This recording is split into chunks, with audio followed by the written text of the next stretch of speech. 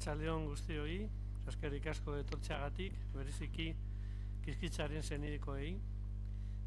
Tenemos aquí a Patxi Aguirre, que nos va a hablar de Engracio Aranzadi Kiskitza. Patxi Aguirre, nacido en Villabona, es licenciado en Historia por la UNED, máster en Historia Contemporánea de España en el contexto internacional por la UNED también, y doctor en Historia Contemporánea por la Universidad del País Vasco con la tesis doctoral El hecho religioso en la vida política de Manuel Irujo, que obtuvo la calificación de sobresaliente cum laude. El año pasado presentó aquí su libro fruto de su investigación que se tituló Manuel Irujo, cristiano, demócrata y vasco. Le pedimos que nos hiciera el favor de hablar sobre Engracio de Aranzadi y nos lo va a hacer. Eligió como título de la conferencia, como podéis ver, Aberri baten ereintza, la siembra de una patria, sin duda con referencia a esta obra de Engracio de Aranzadi, que es ereintza, siembra de nacionalismo vasco. Y tenemos aquí entonces unos conceptos que son patria, que son nacionalismo y que son nación. Yo hace poco, viendo una publicación del Partido Nacionalista Vasco de tiempo de la Segunda República, me encontré una definición de la patria que no conocía y que me gustó mucho, que dice que la patria es la nación amada. Nación amada la elige el corazón, que eso es lo que dijo Stefan Zweig, que la nación la elige, la patria la elige nuestros corazones. Esto supone que no se nos puede imponer ni por ejércitos ni por constituciones cuál puede ser nuestra patria. Y se hizo patria, se hace patria. Engracio Aranzadi la hizo sobre todo, como ya nos va a comentar Patxi Aguirre, escribiendo, pero también se puede hacer dibujando. La patria se puede hacer cantando, se puede hacer bailando. Ya lo sabéis todos muy bien. Y bueno, otra forma de hacer patria también creo que puede ser pronunciar una conferencia. Y de eso nos va a dar ahora un ejemplo Patxi Aguirre. Eskerrik asko, Luis, eta ongi etorriak guztioi. Niretzat beti esaten dut gauza berbera, ez? Pozgarria izaten dela abertzaletasunaren gordailu fisikoa eta gordailu emozionala den etxe honetan egotea. Eta egotea baita ere abertzaleen artean, eta gaur niretzat pozgarriagoa da oraindikan ikustea hemen zen bat Kiskitzaren senitarteko etorri diran nire hitzalditxo hau entzutea. Eskerrik asko, Luis, esandako guztiaren gatikan, eta besteik gabe, bestela luzatu egingo naiz eta hasiko dut nire hitzaldia. Luisek esan duen bezala, La siembra de una patria, el título que he elegido para encabezar esta conferencia, no es una elección casual, ya que alude a Ereintza, siembra, el último libro escrito por nuestro protagonista, Barkatu, Zekaldean,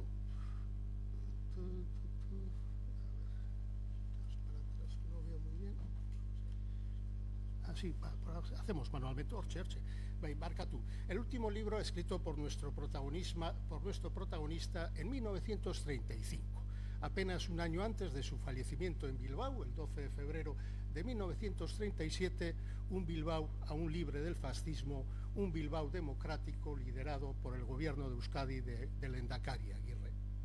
Mucho se ha hablado y poco se ha escrito de Engracio Aranzadi, y a día de hoy, más allá del estudio introductorio que Luis Castells realizó sobre la obra La Nación Vasca de 1931, no existe ninguna biografía completa del abertzale donostiarra.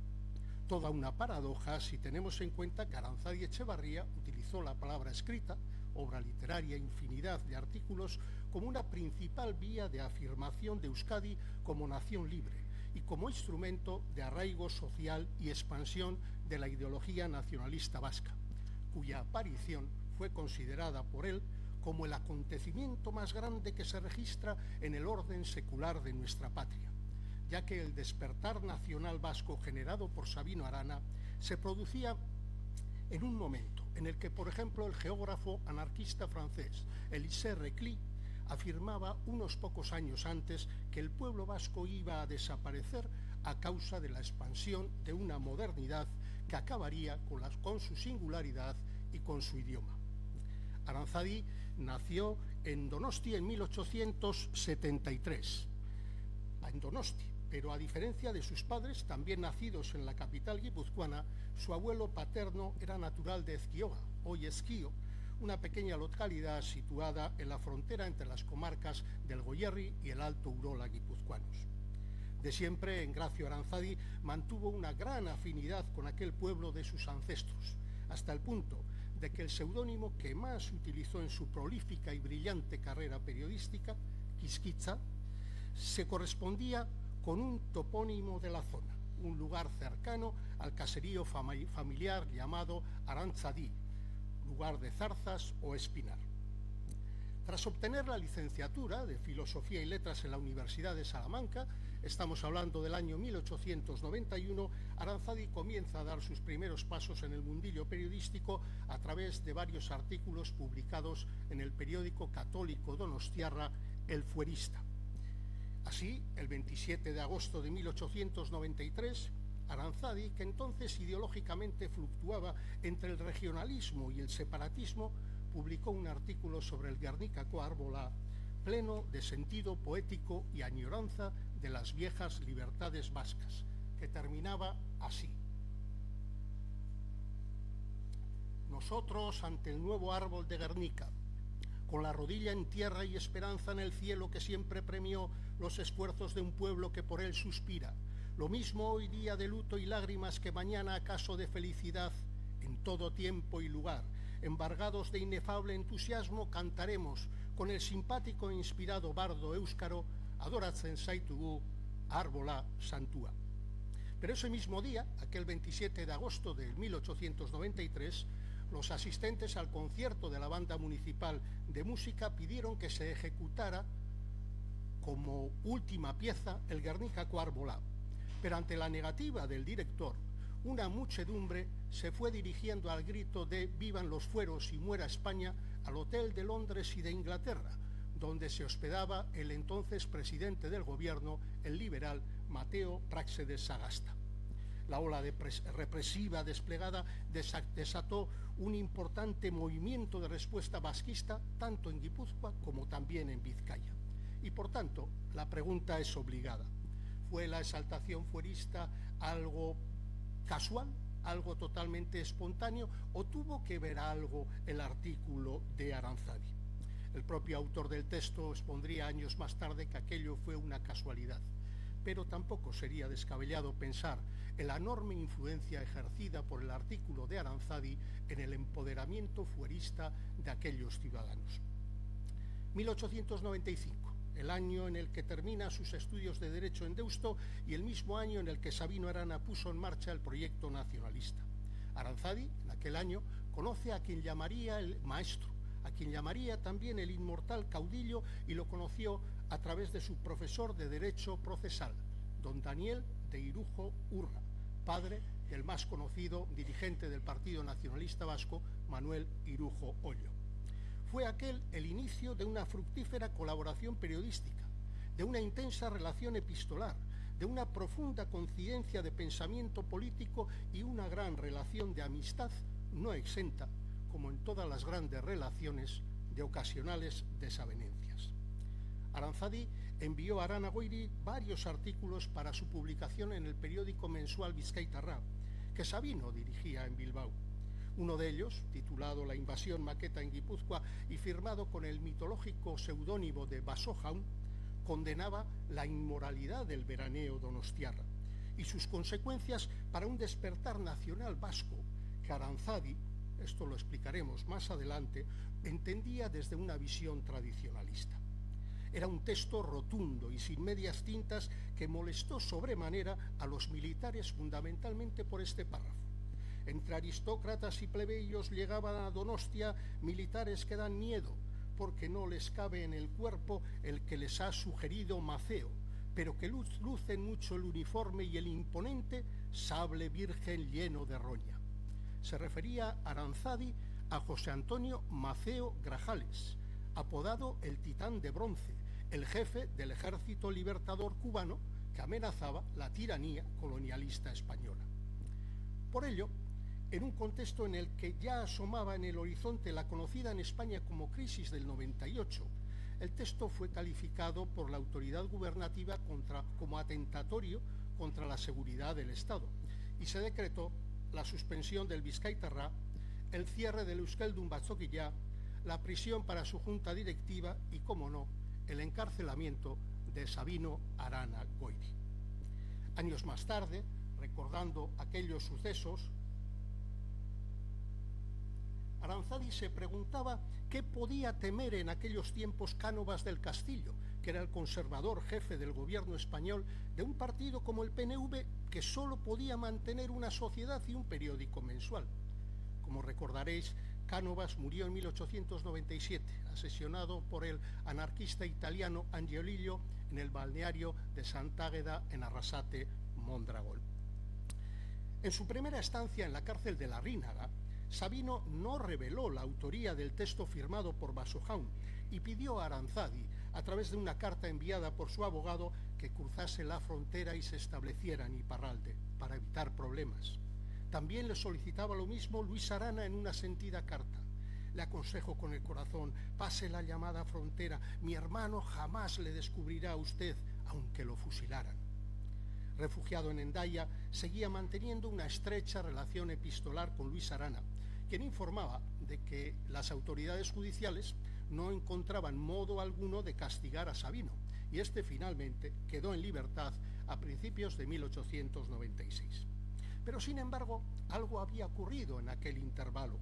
Aranzadi, que había sido llamado por el cónsul español en Hendaya, declaró que en la inteligencia de que Sabino no podía sufrir por mí, que él era el autor del infausto artículo. Fue el de Aranzadi un acto de amistad y de respeto al maestro, pero judicialmente hablando, un craso error que le pudo haber costado su procesamiento. Durante aquel periodo, Sabino le hizo partícipe de los avances que registraba la implantación nacionalista. En cuanto el partido esté consolidado en Vizcaya, le decía, convocaremos a los nacionalistas de los estados hermanos a una reunión. Finalmente, Aranzadi pudo volver a Donosti el 25 de junio de 1896, lamentando, eso sí, profundamente, no haber podido acudir al sepelio de su querido aitá. Fueron aquellos años muy difíciles para la implantación del nacionalismo, principalmente en Guipúzcoa. Para que os hagáis una idea, en 1896 el periódico Bizkaitarra tenía en el territorio guipuzcoano solamente 47 suscriptores. En enero de 1897, un año después, nuestro protagonista obtiene por oposición la plaza de oficial letrado en la Diputación Foral de Guipúzcoa, entonces gobernada por sectores conservadores. Y también por aquellas fechas, Aranzadi recibe un nuevo encargo de Sabino, para repartir en Guipúzcoa, prioritariamente en cafés integristas y carlistas, y realizarlo a través de unos pocos jóvenes, repartir, como digo, una hoja tipo volandera, titulada El Partido Carlista y los Fueros Vasconavarros, de Sabino. Detenidos los vendedores y secuestrada la mercancía, el gobernador denunció al presidente de la Diputación porque un empleado suyo, Aranzadi, difundía hojas separatistas. Finalmente, y aunque se le abrió un expediente informativo, pudo conservar su puesto laboral. Ese mismo año, el año en el que de facto tuvo que disolverse y cerrarse por orden de Cánovas el Euskeldun Batzokilla, salió a la luz el periódico semanal Baserritarra, auspiciado por los hermanos Arana y cuyo propósito era despertar conciencias en favor de la causa nacional vasca. Aranzadi fue el encargado, no solo de difundirlo en Guipúzcoa, sino de colaborar, como decía él, con el calor del entusiasmo a través de artículos que firmaba con el seudónimo de Lartau. Aquel mismo año, el diario integrista El Fuerista, aquel en el que había empezado a escribir Aranzadi, comenzó una aproximación al campo nacionalista vasco, que generó cierta discrepancia entre Aranzadi y Sabino Arana. El primero veía positiva esta nueva inclinación gradual y pausada, pero al segundo, a Sabino, no le bastaba dicha inclinación, sino un cambio mucho más real. Un cambio que, decía Sabino, debía producirse sorteando el riesgo de caer en el liberalismo euskalherriaco, un espacio político que Sabino condenaba entonces. Como escribió Aranzadi en su libro de 1935, Hereintza, considerado por algunos autores como la obra inicial de la literatura histórica nacionalista, la alarma de Sabino se debía al temor de que su ideal degenerara en regionalismo por la influencia de los elementos euskalherriacos. Pero a pesar de aquellos desencuentros, el Bizkaiburu Batzar en el año 1898 decide colaborar con el diario El Fuerista, pero con una doble condición. Primero, que Sabino Arana tenía que ser el censor de los artículos, y segundo, que los artículos que se remitieran al periódico tenían que pasar antes por las manos de Aranzadi. Ese mismo año, 1898, el PNV entraba por la puerta grande de la política institucional, siendo elegido Sabino Arana diputado por Bilbao. Y también ese mismo año, el diario El Fuerista, nada más y nada menos que el Domingo de Resurrección, no mezclarlo con el Aberri Eguna, que es más tardío, incorporó a su portada el lema Jangoikoa ta legezarra y editó en aquellos tiempos en euskera toda la sección religiosa. En aquellos tiempos, para un diario católico, pues no era poca. La crisis española era toda una realidad, y el 2 de abril, el periódico católico bilbaíno, fijaros el título del periódico, que se llamaba La Tralla, publicaba un duro alegato imperialista, opresor y racista contra el pueblo cubano y contra el ejército estadounidense. Decían así: venga la guerra sin cuartel para nadie, matar, robar, hay que pelear como asesinos, no como caballeros contra esos salvajes. Españoles, tener por cierto que toda clase de venganza no será perdonada por el mundo civilizado. Con la muerte de Maceo, ¿os acordáis? El titán de bronce por las tropas españolas, el paroxismo españolista llegó a su cenit y, dada la asfixiante atmósfera social, el diario El Fuerista decretó su cierre.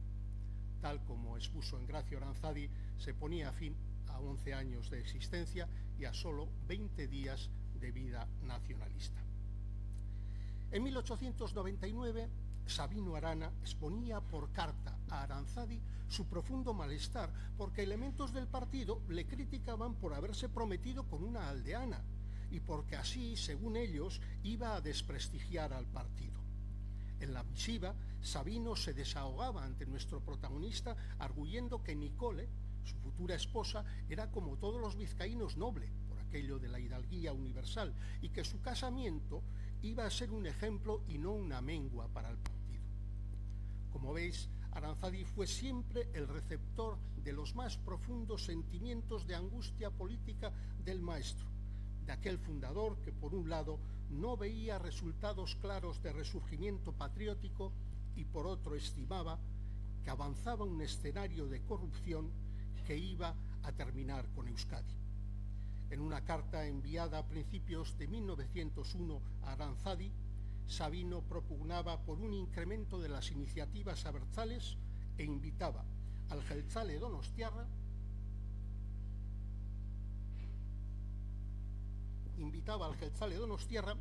a preparar trabajos con vistas al Congreso de Estudios Vascos de 1903. Pero no solamente eso, animaba asimismo a Aranzadi a acudir los dos a la Exposición Universal de San Luis en Estados Unidos para dar nada más y nada menos que conocer al pueblo vasco.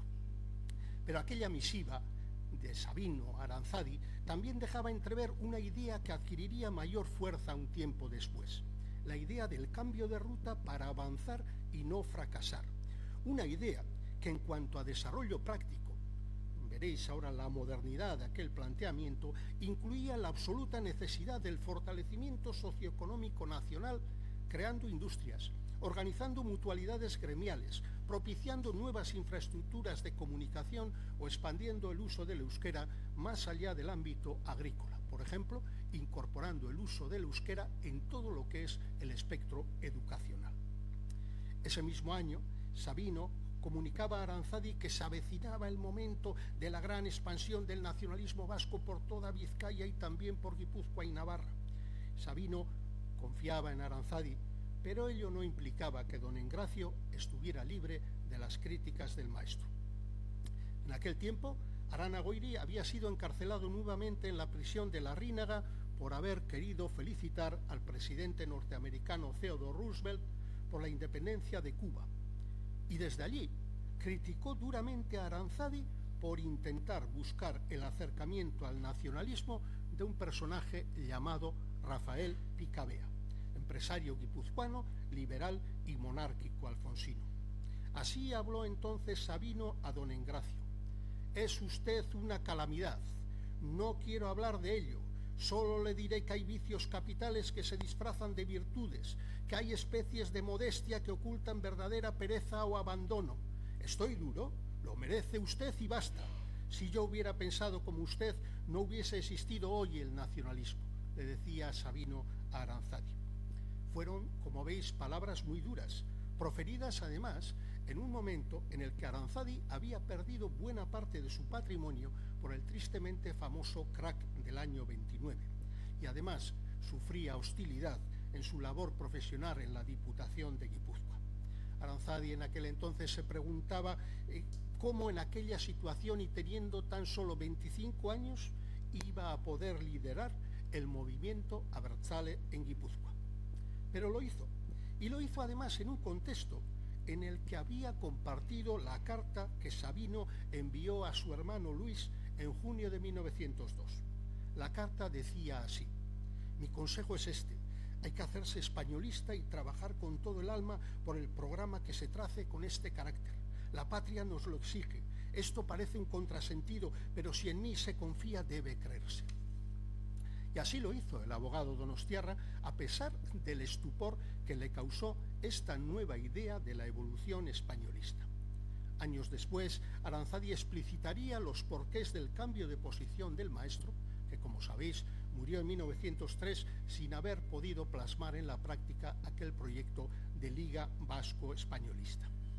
Aranzadi acomete la labor de Arana Goiri de salvar la patria, y en octubre de 1904 fue designado delegado regional de AJPNV en Guipúzcoa en una reunión celebrada en el centro vasco de la Alameda del Boulevard Donostiarra.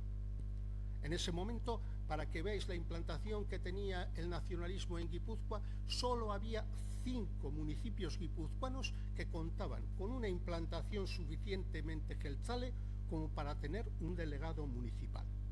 Aranzadi ocuparía aquel cargo desde 1904 hasta 1908, en el que se constituyó el primer Gipuzkoa Buru Batzar del PNV. Bien, necesitado como estaba el nacionalismo del aire de la prensa para vivir, ya que solo contaba con la tribuna del semanario La Patria, Aranzadi,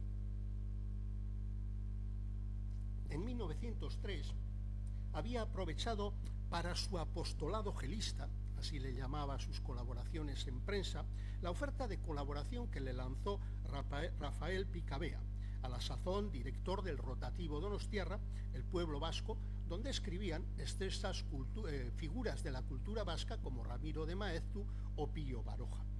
De esta manera, el periódico El Pueblo Vasco se convierte en un magnífico altavoz de propaganda y difusión de las ideas abertzales en Guipúzcoa. La ayuda de Picabea, que como sabéis durante la Segunda República fue elegido diputado por Guipúzcoa en las listas del PNV, no solo se limitó a prestar al mundo abertzale una tribuna editorial, sino que incluyó asimismo un notable apoyo económico para la puesta en marcha del Centro Vasco en Donosti. Desde las páginas de El Pueblo Vasco, Aranzadi mantuvo una intensa polémica con el eibarrés Wenceslao Orbea, que era un conservador españolista, experto en foralidad y letrado también de la Diputación de Guipúzcoa. Y la polémica versaba sobre la independencia de Guipúzcoa, argumento que Aranzadi defendía y Orbea refutaba. Para el abertzale, que era gran erudito en temas históricos, no hubo reyes en Guipúzcoa, ni de Castilla, ni de las Indias. No los hubo aunque se llamaran reyes de Guipúzcoa los de Castilla, porque el nombre no hace nunca la cosa. Señores eran, no reyes, fueron nombrados señores por las juntas generales de quienes dependían. Desde su cargo de delegado regional del PNV en Guipúzcoa, Aranzadi fue el líder indiscutible del partido en dicho territorio y en aquel periodo inició, sin renuncia alguna de sus postulados sabinianos, una vía posibilista como mecanismo de avance del nacionalismo. Las fuerzas fueristas, en un contexto de renovación del concierto económico, habían creado la Liga Foral Autonomista, buscando la desafección nacionalista, que los nacionalistas no se integraran en aquella liga. Pero Aranzadi fue mucho más listo, fue mucho más inteligente y mucho más táctico, y utilizó, valga la redundancia, la táctica contraria, ya que consideró aquella alianza como una calamidad aprovechable. El PNV se sumó desde la distancia a la iniciativa, y siempre con la certeza, como decía Aranzadi, que cuando los autonomistas trataran de mezclarnos con ellos bajo una enseña laica y regionalista, les declararemos guerra sin cuartel. Y el enfrentamiento estalló. El PNV no veía con buenos ojos asistir a actos presididos por grandes banderas españolas, ni que se redoblaran los objetivos antiabertzales de aquella liga. Por ello, Aranzadi y los suyos programaban actos de propaganda exclusivamente abertzales, y los de la Liga contraprogramaban otra serie de actos. El PNV distribuía hojas volanderas con el lema Gora Jangoikuat Aleguesarra, pero al tiempo también recibía acusaciones por parte de varios párrocos de ser un cáncer. En 1905, Aranzadi publica en el semanario La Patria un artículo titulado Nuestra ofrenda, calificando de blasfemia el mantenimiento de la ley de 1839. El texto fue denunciado ante la Fiscalía y Aranzadi detenido y llevado a la cárcel de Larrínaga, donde compartió durante varios meses celda con Teodoro Aguirre, padre del futuro lehendakari. En 1907 vio la luz el semanario Guipúzcoarrá, cuya vida se mantendría hasta la aparición del periódico Euskadi en 1913.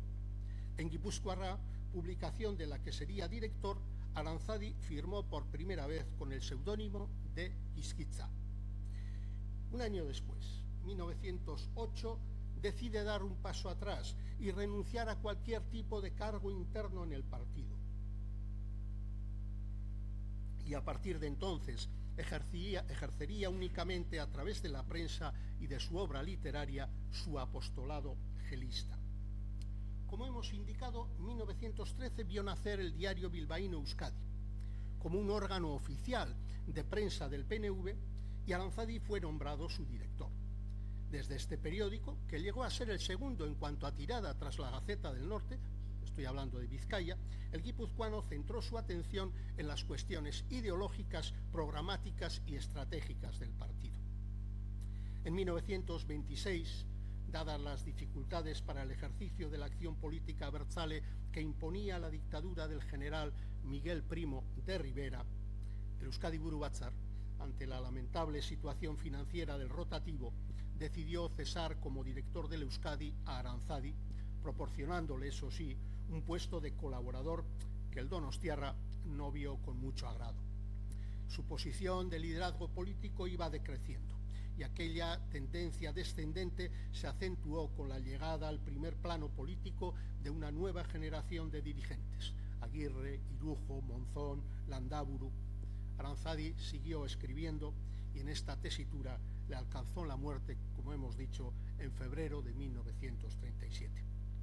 Pero más allá de este somero retrato biográfico, sería bueno profundizar en algunos de los aspectos de su relación con el fundador del nacionalismo vasco y en los rasgos definitorios de la personalidad política de quien ha sido considerado como el político más influyente del nacionalismo vasco tras Sabino Arana hasta los años 30 del pasado siglo.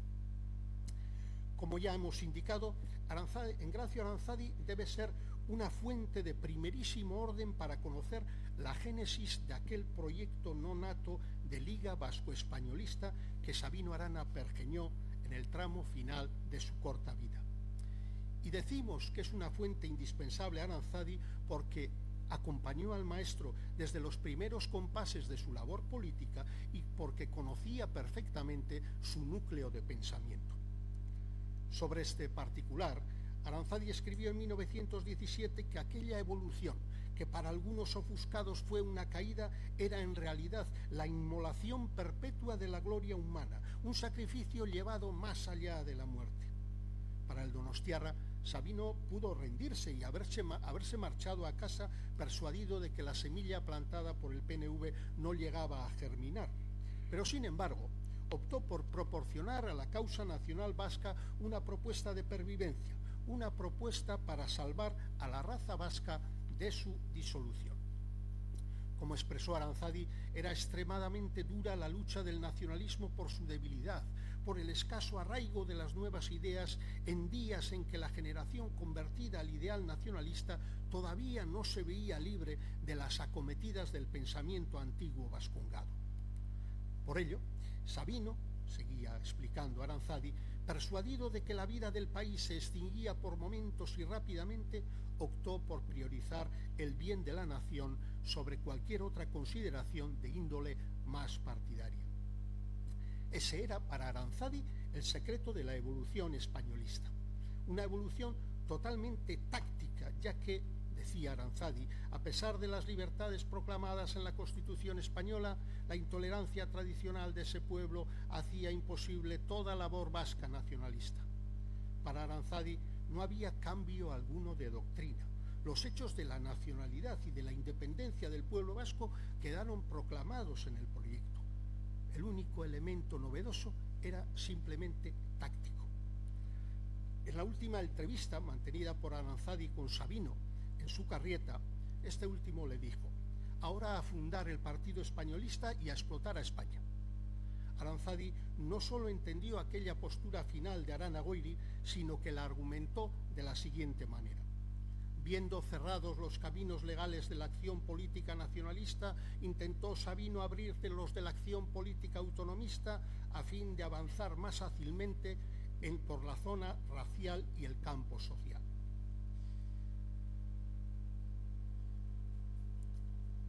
Y uno de los rasgos definitorios de la personalidad de Aranzadi era su religiosidad, una religiosidad profunda e inquebrantable, la columna vertebral de su ideario político.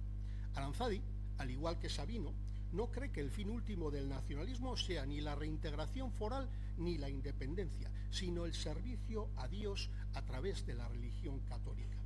Por ello, de la misma manera que Sabino expresó en su alegato de Vizcaya por su independencia que solo por Dios ha resonado, para Aranzadi, Dios es el principio y la causa y la clave de los deberes patrios. Este planteamiento de subordinación de lo político a lo religioso contrastaría años después con el proceder de la nueva generación de líderes del nacionalismo, cuya ideología, también plenamente cristiana, entendía que la religión y la política han de situarse en planos distintos. Este planteamiento de total separación de planos rompía con las ideas expresadas por Quisquitza, para el que los nacionalistas vascos somos, en último término, miembros de una organización religiosa. El afán religioso de Aranzadi llegó al punto de exigir, en las negociaciones que le llevaron a ser director del diario Euskadi, a mantener su independencia en materia religiosa cuando su criterio en este ámbito discrepara del de la dirección del partido. Y si esto no fuera prueba palpable de su compromiso religioso, la inserción de las siglas O.B. en obras como La Nación Vasca ratifica esta posición.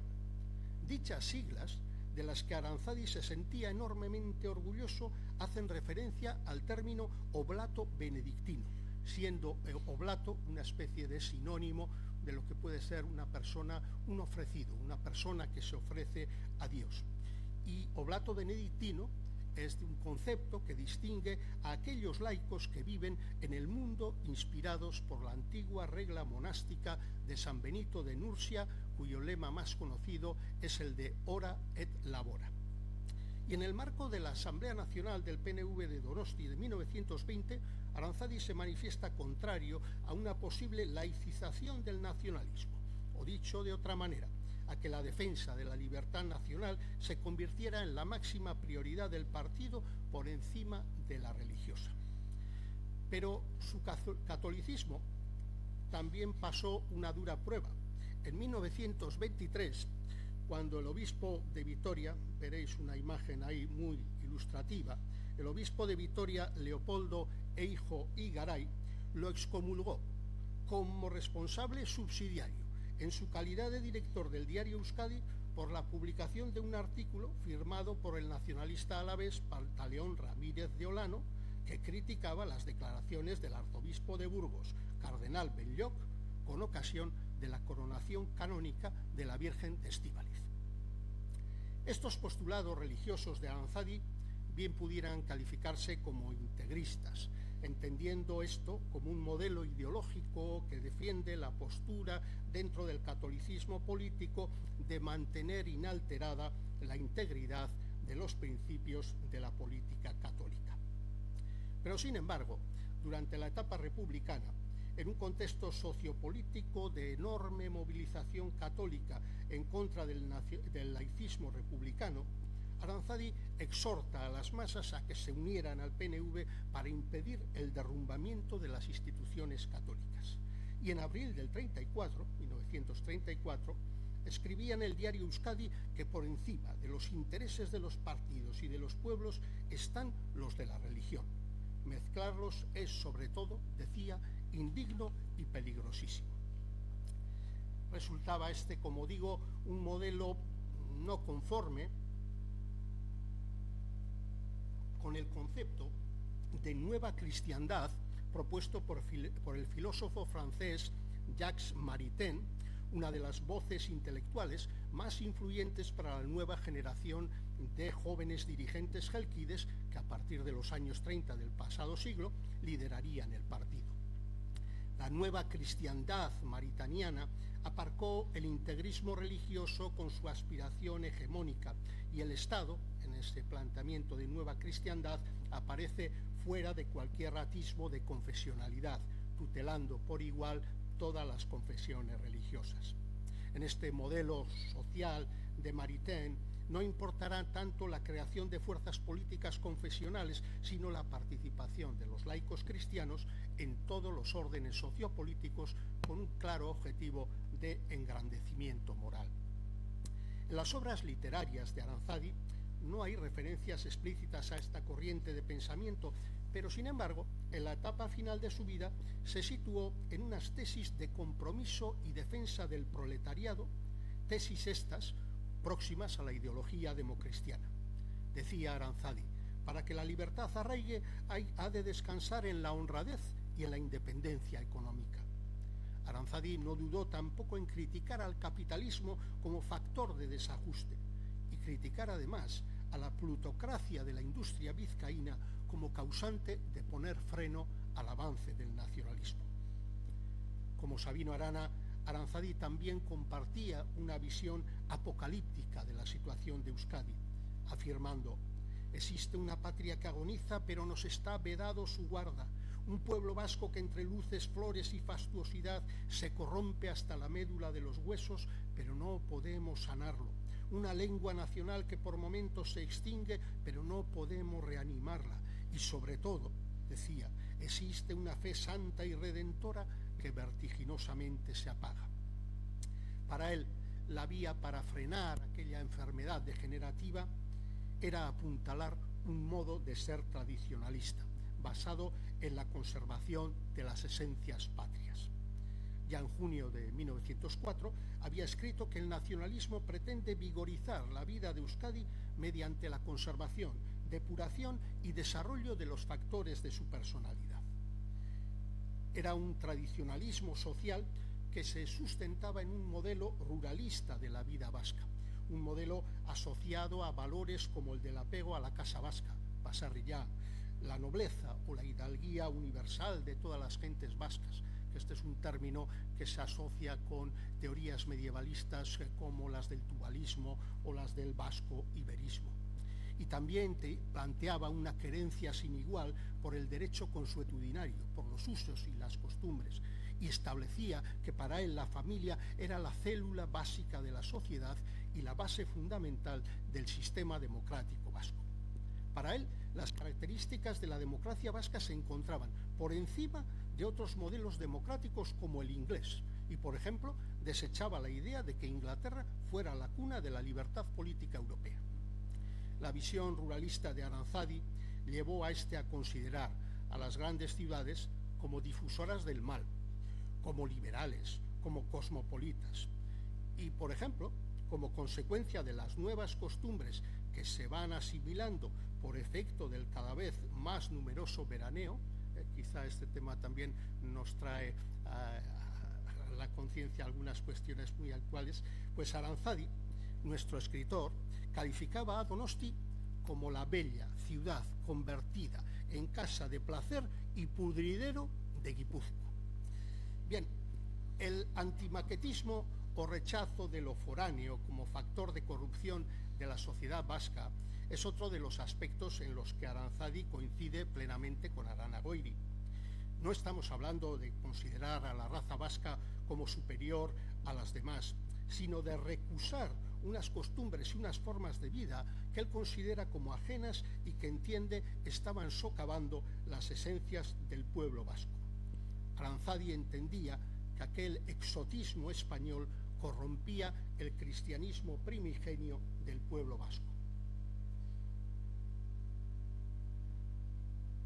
En su acción política, y a diferencia, en este caso, de lo que opinaba Sabino, Aranzadi apuesta por la moderación y la flexibilidad a la hora de obtener cotas de autogobierno, estableciendo así una de las señas de identidad de las que el PNV ha hecho gala en la mayor parte de su historia, el gradualismo. Un gradualismo que, a modo de símil montañero, Xavier Arzallus ejemplificó en la frase de que a la cima se llega dando vueltas. En este sentido, Aranzadi fue uno de los máximos defensores del concepto de reintegración foral, basado en la derogación de la ley de 1839, una fórmula de consenso que un año después de la muerte del fundador, de la muerte de Sabino Arana, sirvió de nexo de unión entre los sectores autonomista e independentista del partido. Para el donostiarra, aquella ley de 1839 tenía una importancia crucial en la historia contemporánea vasca, porque cuantas exacciones y desafueros han padecido los vascos peninsulares han sido perpetrados invocando la unidad española establecida en la ley del 25 de octubre de 1839. Aranzadi, tomando como base dicho sistema político, construyó un relato argumental ciertamente idealizado, donde hablaba de igualdad, de ausencia de clases sociales y donde hablaba de que estaba perfectamente acreditada la independencia económica, militar y legislativa de Guipúzcoa a lo largo de la historia. Él decía que Guipúzcoa había tenido capacidad para firmar tratados internacionales, tenía un ejército propio no obligado a defender la integridad territorial de Castilla ni servir en la Armada Española, y que tenía, supuestamente, reyes que solo ejercían sus limitadas facultades en calidad tan solo de señores. Y alguno se preguntará, ¿por qué hablaba solo de Guipúzcoa? Porque para Aranzadi, no había ninguna duda sobre la condición independiente de Álava, de Vizcaya y de Navarra. Su ideario, el ideario de Aranzadi, otorgaba máxima prioridad, por encima incluso de la consecución de objetivos de autogobierno, a fortalecer la personalidad nacional vasca. Para el autor de Hereintza, entre el ser y el modo de ser de la raza, lo primero era lo esencial. La independencia es un modo de ser, pero una modalidad nunca podrá ser el fin último. Sobre todos los modos de ser está el ser de la nación. Esto no quiere decir, continuaba, que se pueda renunciar a la libertad. Eso nunca, ni tiene un partido ni una generación entera poder bastante para arrebatar a su nacionalidad la soberana facultad de disponer de sí misma. En 1908 detallaba así esta idea: tender a la independencia, teniendo abandonadas las características de la nación y su cultura y la vida misma de la raza, es también empeño insensato. El objetivo principal del movimiento abertzale sería el de lograr la hegemonía en la sociedad, a través de la propagación de la cultura nacionalista. Y esta, fue una estrategia exitosa que llevó, por ejemplo, a que el PNV en el periodo 1917-1918 presidiera con Ramón Sota Aburto la Diputación de Vizcaya, tuviera la alcaldía de Bilbao y en este territorio, en Vizcaya, obtuviera 5 de los 6 diputados en las elecciones generales y además los 3 senadores, uno de ellos, el muy conocido, el navarro Arturo Campión. Además, obtuvo concejales en Guipúzcoa y también en la capital navarra. Pero, sin embargo, esta primacía de la nacionalización vasca no implicó que Aranzadi fuera ambiguo respecto al estatus de libertad política que Euskadi debería alcanzar.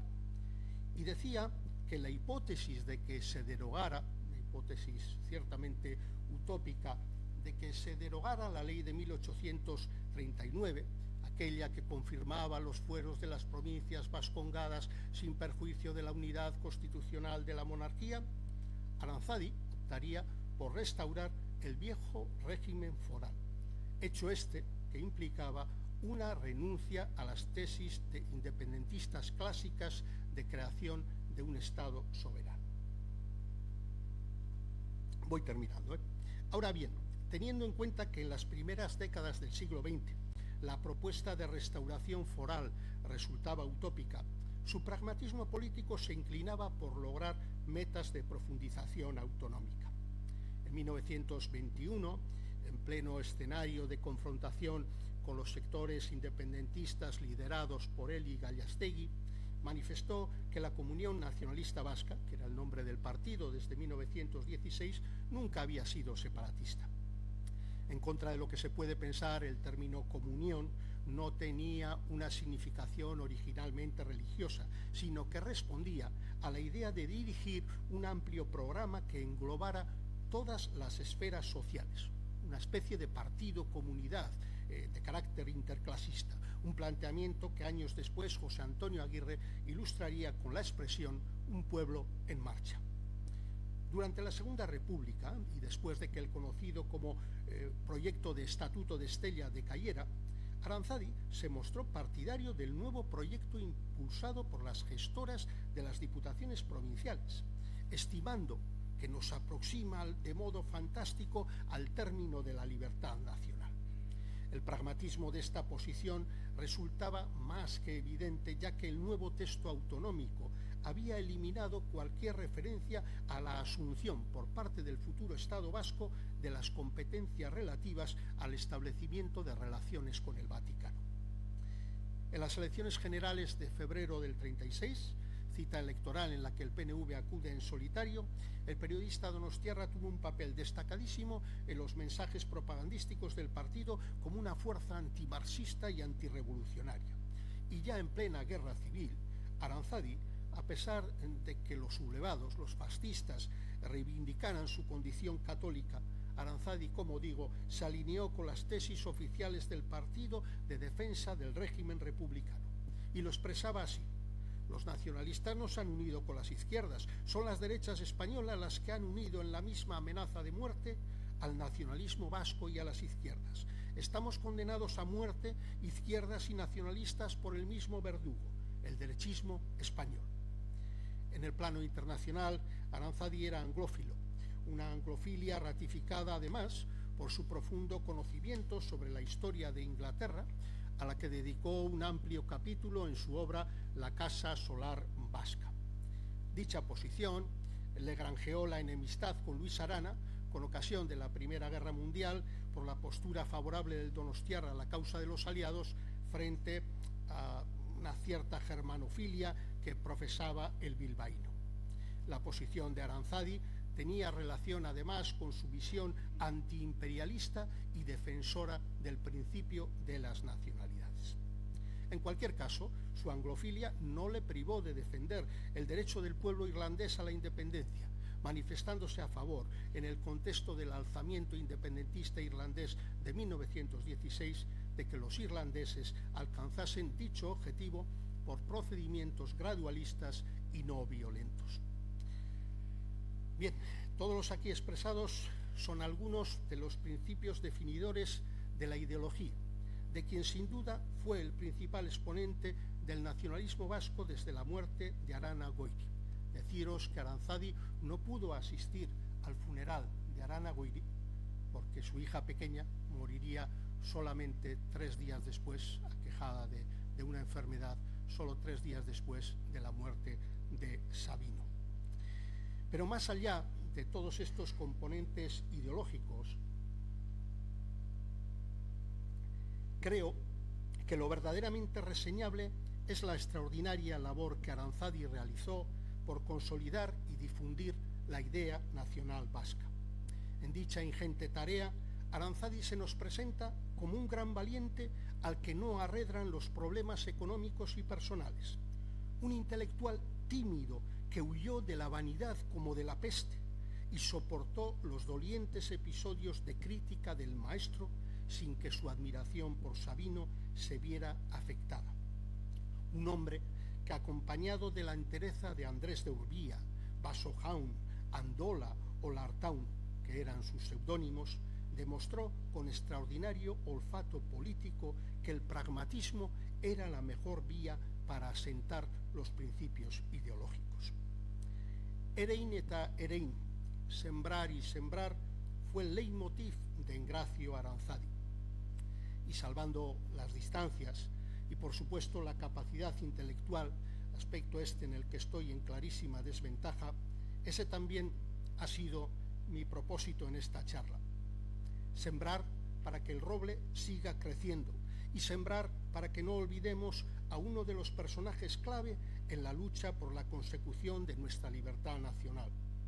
No creo que los vascos constituyamos, como decía Quisquitza, no lo creo, una nacionalidad perfecta, pero sí creo en esta frase que, según don Engracio Aranzadi, entonó aquel joven de espíritu gigante, de corazón seráfico, que penetrando con genial mirada en las entrañas del problema vasco, dio con la gran idea de la nacionalidad vasca.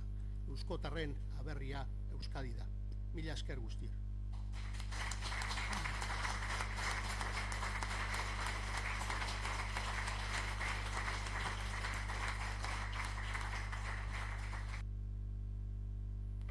Eskerrik asko, Patxi.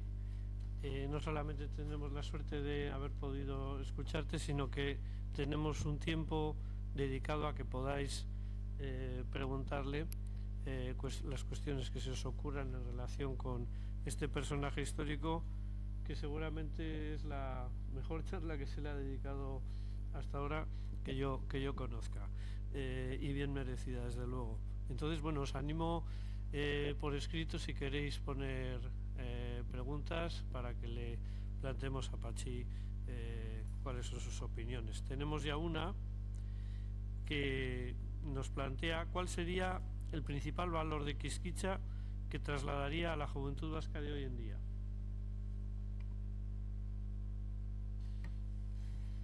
Difícil respuesta.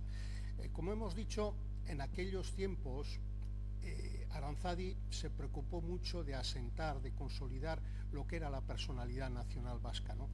Quizá en estos momentos la personalidad nacional vasca, su cultura, el desarrollo del euskera, la simbología patriótica estén muy asentadas. Pero creo que tendría también, seguiría teniendo mucho valor, a pesar de las diferencias temporales, de las diferencias de consolidación, ese seguir sembrando, seguir haciendo patria. Como he dicho, erein da erein. Nosotros, desgraciadamente, y lo digo como abertzale, no tenemos un Estado propio. Tampoco tenemos una reintegración foral que nos sitúe en el escenario anterior en cuanto a competencias, en cuanto a capacidades de decisión, al escenario anterior, como digo, al escenario anterior del 25 de octubre de 1839. Y por tanto, creo que tenemos que proseguir en esa tarea. Erein eta erein. Erein euskararen alde, gure kulturaren alde, erein gure naziotasunaren alde. Lo que al final vaya a ser el fruto de ese desarrollo nacional, pues ya lo iremos viendo. Quizá tenemos ahora mismo un desarrollo nacional mucho mayor que el que teníamos en el año 77. Creo que la fórmula es seguir construyendo día a día.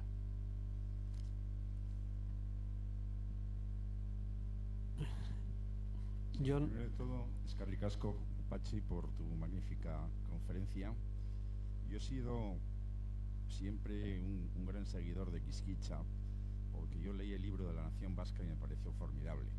Y me han dicho que se ha hecho una nueva edición recientemente, y yo animo a la gente a que lo compre, viendo en qué época dice lo que dice, ¿no?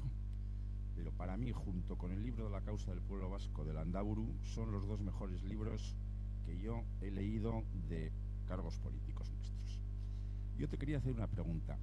Con las explicaciones que has dado de la evolución hacia el pragmatismo de Quisquicha, ¿se le puede considerar a Quisquicha como el hombre que de alguna forma les marca a Aguirre, Leizaola y Irujo a la siguiente generación, a la de la época de la República, ese pragmatismo de no ir a por la independencia, que era imposible, sino ir a por un estatuto de autonomía, que era lo posible, y que marcó después también en el exilio la actitud que ha llevado a cabo el partido? Porque a mí me parece eso. Y luego otra cosa que me parece extraordinario en Quisquicha, y que no se dice: la diferencia entre nación y Estado. La nación existe desde siempre. El Estado es una cosa circunstancial, porque existieron reinos, luego estados, imperios, el Imperio Austrohúngaro, ahora vemos cómo se desmembró el Imperio Austrohúngaro, y entonces yo creo que nosotros lo que tenemos que hacer es nación, nación, nación, como nacionalistas. El Estado, hombre, pues si pudiéramos tenerlo bien, pero yo creo que lo que hay que reafirmarse es en hacer un Estado. Eskerrik asko. Eskerrik asko, Jon. Una pequeña matización. Nación existe desde siempre, pero desde siempre que la propia comunidad de ciudadanos presentes lo consideren como tal. Porque tú puedes tener, 4 personas pueden tener la idea de que determinado territorio es una nación, pero sin embargo la comunidad de personas que viven y que trabajan en ese país puede no tener conciencia de nación.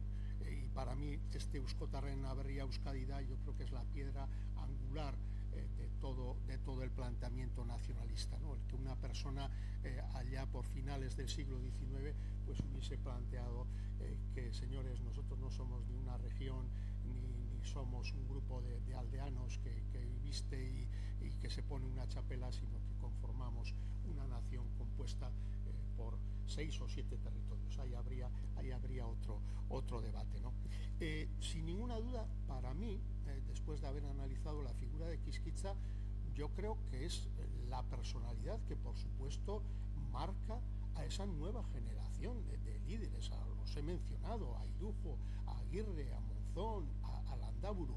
Desde, yo creo, lo hemos dicho antes, desde el año 1904, lo que Quisquicha hace desde el año 1908 sin tener ningún cargo en el partido es marcar desde atrás, desde sus artículos. Yo creo que todo el mundo consulta con Quisquicha, incluso hasta me atrevería a decir que ideológicamente hablando puede ser muchísimo más potente que cualquier persona del Bizkai Buru Batzar, del Gipuzkoa Buru Batzar o incluso del Euskadi Buru Batzar. Era la persona más influyente del nacionalismo vasco de la época y que además marcó a la nueva generación de líderes que se asentaron como tal a partir de la Segunda República, sin ningún género de duda.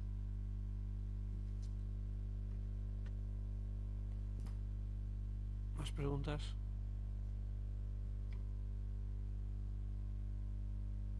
Patxi, pila esker, zure konferentziatik. Asko dakizu, benetan. A ver, lo haré en herderas. ¿Por qué crees que Quisquicha, además, le da un carácter como berezi, especial a Guipúzcoa, en su entendimiento de ha tenido reyes, sus señores, tal? Explícanos un poco esto. ¿Tiene que ver con que él era donostiarra, quizá.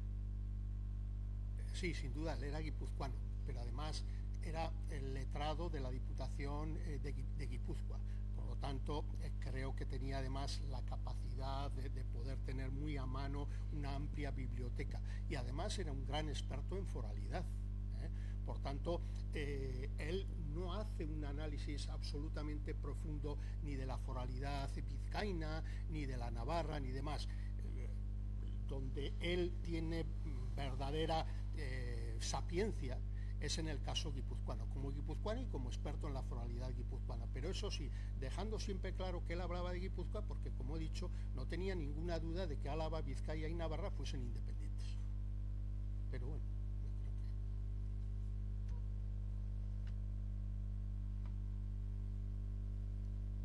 que... ¿Alguna? Ay.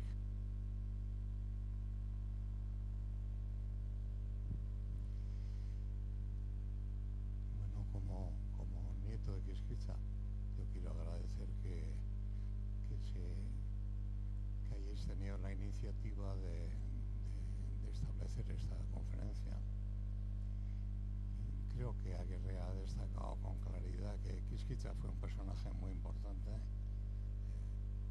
Es un personaje que en terreno ideológico tiene, como todas las personas de su época, ha quedado totalmente desfasado en determinados elementos. Pero la persona de Quisquicha, su personalidad, su entrega al partido, fue importantísima, dedicó toda su vida al tema, ¿no? Y entonces Aguirre ha destacado que fue un personaje con una influencia clarísima, no solo el PNV entonces, sino el de ahora también, que sigue básicamente las directrices, los caminos que trazó Quisquicha, ¿no? Entonces, ¿cómo Quisquicha es un personaje que ha sido tan olvidado? Porque no hay una sola calle con el nombre de Quisquicha, no hay un premio con el nombre de Quisquicha, no hay, bueno, incluso lo estaba comentando antes, es que miras en Wikipedia, que es una de las cosas básicas, y no aparece ni una referencia de Quisquicha tampoco. Entonces, cuando el año pasado entregamos una documentación al partido, a la fundación, lo que hemos pedido es que primero que la documentación de Quisquicha que está dentro de la fundación sea trabajada, unida y preparada para que pueda ser, porque estaba totalmente dispersa, no solo aquí dentro, sino fuera también, ¿no? Entonces, pedimos que sea una persona, insisto, no sus ideas, sino su personalidad, su papel dentro del partido. Debe, como nietos, reclamamos que esto no se olvide, ¿no? Porque como nietos ya somos abuelos y muy abuelos, entonces se va a perder nuestra memoria personal, pero creo que en el futuro va a primar la memoria digital, y ese es un terreno en el que tenéis que trabajarlo. Los demás no podemos hacerlo. Bueno, yo entiendo, yo creo que has hablado poco de un tema en concreto, ¿no? Del enfrentamiento terrible que tuvieron en vida Quisquicha con Luis Aranagüere. Eran las dos concepciones que genialmente recogió en aquel libro que se editó hace unos años, que hablaba del péndulo patriótico. Entonces Quisquicha representa un extremo del péndulo y Luis Arana representa el otro. Y entonces, en la práctica, se ha seguido el camino de Quisquicha en la práctica, pero Luis Arana sigue teniendo un peso enorme dentro del partido, su figura, ¿no? Entonces, incluso la fundación, hace unos cuantos años, publicó una biografía de Luis Arana. No ha hecho nada de todo esto con Quisquicha. Entonces, bueno, creo que esta es la oportunidad de reclamarlo, ¿no? y de solicitarlo. Es que ricasco. Por alusiones desde la fundación, el primer paso lo habéis dado vosotros, y es facilitarnos la documentación, y en contra de lo que defienden algunos políticos como el líder del Partido Popular en esta comunidad autónoma, nosotros facilitamos a los investigadores la consulta de la documentación y está la garantía de conservarla y la posibilidad de estudiarla. Los historiadores como Patxi Aguirre, que yo creo que en alguna relación tiene, que después de pedirte que nos dieras esta conferencia, publicaste ya un artículo en prensa sobre él, y bueno, a veces estas cosas son así, se empieza a rodar y van surgiendo. Y también os animo a la propia familia, también tenéis espacio abierto con nosotros para aportar interpretaciones también que queráis hacer sobre este personaje que, como dice Patxi Aguirre, bueno, pues tiene una gran importancia, todos la reconocemos, y es verdad que no ha sido tan tratado como otros, como puede ser el propio Luis Arana, pero si leéis la obra, yo no soy tan admirador del péndulo, pero si leéis la obra que escribió Jean-Claude Larron, la biografía de Luis Arana, ahí es otro gran historiador que os va a facilitar sin animosidades un conocimiento importante de la época.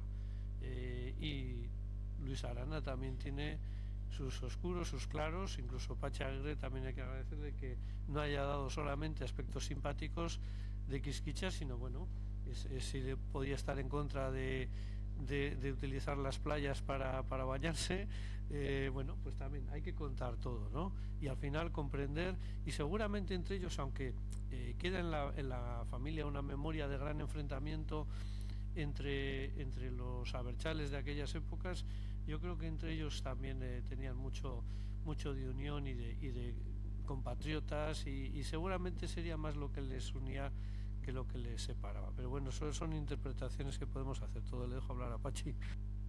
No, sí, simplemente, Luis, fíjate, por aquello de poner un punto igual simpático al tema, las playas, el famoso veraneo donostiarra, ¿no?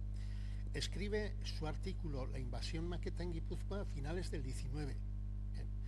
Y el otro día le decía a un amigo que escribió hace unos días en el periódico Berria una pequeña nota donde hablaba de esta conferencia, le decía a este amigo, a Iñaki Galdós, que curiosamente yo, analizando la biografía de otro abertzale muchísimo menos conocido, que fue director del diario El Día y demás, mirando por ejemplo el periódico El Día, que fue un periódico donostiarra, cuyo último número creo que estuvo hasta el 18, dejó de publicarse, creo que el último número fue el 17 de julio del 36, y su director era Lesacarra, José Lecaroz Goñi. Pues analizando estos periódicos me encontré con un periódico del año 35 donde en portada aparecía un artículo firmado por R.K. Era un artículo donde se decían auténticas barbaridades del veraneo donostiarra, pero vamos, las maneras de vestir, cómo se comportaba la gente en las playas, supongo que estaría hablando de los arrumacos y todo este tipo de cosas, y no llegué a saber hasta mucho más tarde, y ya cuando había perdido la pista de ese artículo, y ahora me costaría bastante volver a encontrarlo, cuando me encontré con el dato de que la firma R.K. También era del propio Engracio Aranzadi. Por lo tanto, fijaros, estaba hablando a finales del 19 del veraneo donostiarra, y en el año 35 seguía R con el veraneo donostiarra. Besterik. Galerari beste bat.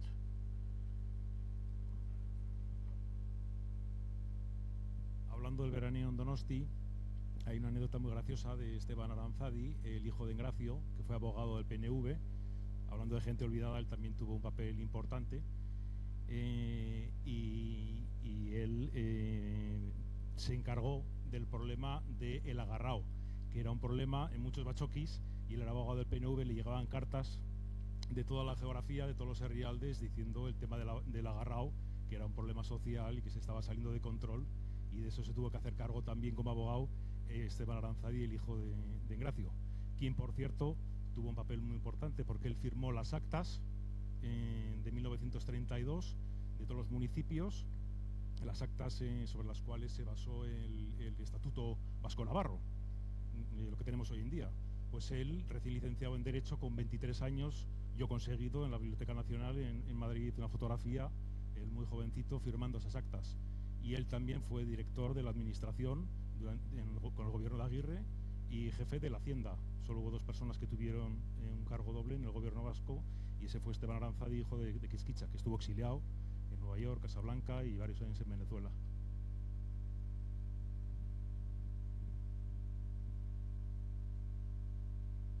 Bueno, terminamos hablando del baile agarrao. Puede parecer trivial.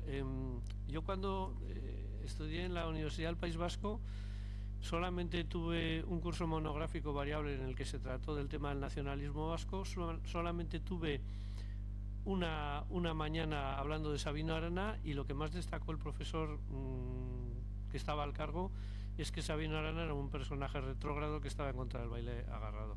Es decir, se presenta a la juventud de hoy en día los aspectos que pueden parecer más antipáticos. Habría luego que entrar en una contextualización, si aquel funcionario hubiera sido un poquito más profesional, de lo que suponía un contraste entre el folclore tradicional y un folclore que venía de fuera. Entonces nosotros teníamos un folclore en el que no había contacto entre los diferentes géneros, incluso se llegaba a bailar con pañuelos para no tocarse. Bueno, y ahora venían los tangos y venían otras modas, bueno, pues que a estos primeros abertzales pues les parecía que era también una forma de cambiar nuestra forma de divertirnos y de bailar. Se sale la cosa de lo que es el simple puritanismo, ¿no? Pero bueno, puede ser también interesante recordar a la familia de Gracia Aranzadi, como su hijo siguió, como has comentado, en colaboración con estos que por una parte se pudieran sentir más o menos controlados por Aranzadi o matizados desde la experiencia de Quisquicha.